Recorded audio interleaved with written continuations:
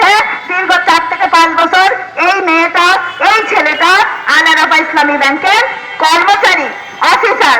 এখন তারা কি দেখবে? আমরা অফিসে যাচ্ছি না। কেন যাচ্ছি না? এটা তো সমাজ জানতে চাইবেই।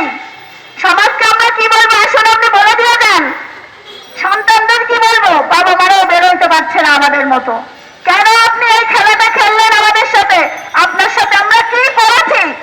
আমরা কি ক্ষতি করেছি যে আপনি আমাদের রিজিকটা কেড়ে নিলেন?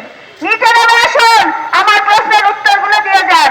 আমার এই প্রশ্নের উত্তরগুলো না দিলে আমি সহ আমার 547 জন আমরা এখান থেকে যাব না। এই ব্যাংকের প্রতি আমার অধিকার আছে। আমি এখানে 4 বছর শ্রম দিয়েছি, আমার ভূমিকা আছে। আপনি যে টাওয়ারে বসে আছেন, সে আমাদের জন্য বসে আছেন।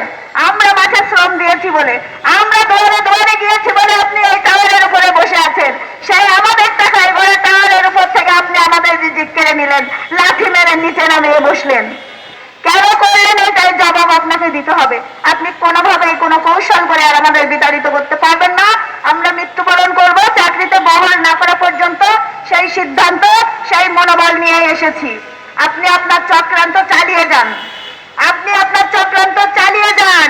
চক্রান্ত চালিয়ে গিয়ে কিন্তু কেউ 17 বছরও টিকতে পারে নাই। 17 বছর পরেও কিন্তু তাকে চলে যেতে হয়েছে। আপনি যদি সেই পথ অবলম্বন করেন তাহলে আপনাকেও ঠিক একইভাবে কিন্তু চলে যেতে হবে। আপনি 547 জনকে নিয়ে আর খেলবেন না। আমরা একটা দুইটা মানুষ না। আল-আরাফাহ ইসলামী ব্যাংকের বর্তমান ম্যানেজমেন্টকে বলছি, আপনারা দেখুন, আপনারা তো ওখান থেকে বসে বসে সবই দেখছেন। যারা আপনি কি করছেন? আমাদের যে সহকর্মীগুলো বহাল আছে, আমাদের প্রত্যেকটা ব্রাঞ্চে প্রত্যেকটা এমপ্লয়ি বরাবর মিলে কি বলছেন যে আপনারা এই 547 জনের বিপক্ষে ফেসবুক আইডিতে লিখুন। আপনি বাধ্য করছেন যে 547 জনকে নিয়ে ফেসবুক আইডি প্রচার করুন, যারা এখানে অন্যায় করতেছে, অন্যায় আদায় নিয়ে আসছে। লজ্জা করেন আপনার? লজ্জা করেন আপনার এত নিচে নামতে? 547 জনকে তো নামিয়েছেন, রাস্তায় দাঁড় করিয়েছেন, আরো যারা বহাল আছে তাদের কাছে নিজেকে ছোট করছেন। তারা আমাদেরকে ফোন করে করে